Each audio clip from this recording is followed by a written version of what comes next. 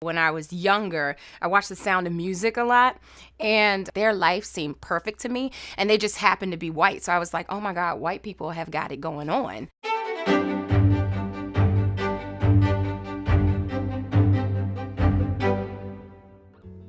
You know, I have to thank my parents, man, because they are the ones who kind of instilled, ever since I was little, I've known that I was a black child, and that the world would see me differently and treat me differently. I would say towards the end of elementary school and like middle school, that's when kids started to become kind of mean and catty. A lot of my peers and their parents would tell me, you'd be a lot more beautiful if you weren't dark-skinned. You'd be a lot prettier if you had hair like mine.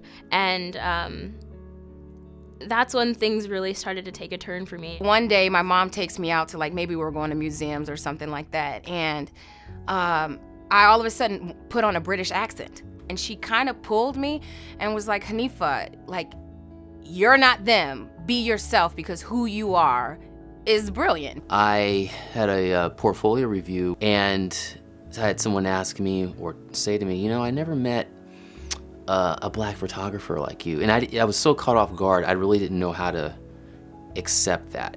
I don't know what a black photographer is. I just thought a photographer was a photographer.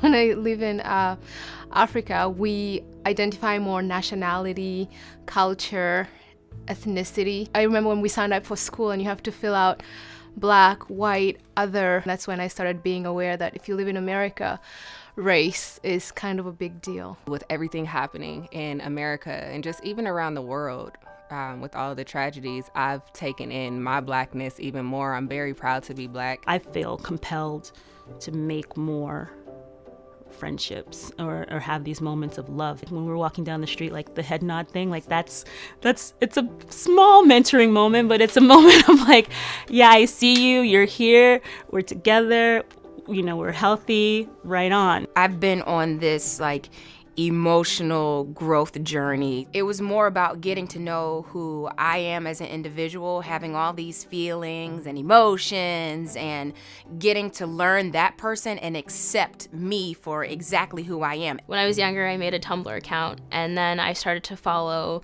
blogs where people would empower young black women or highlight the stories of successful young African American people. And this is the first time that I really started to feel empowered and comfortable about the way that I was.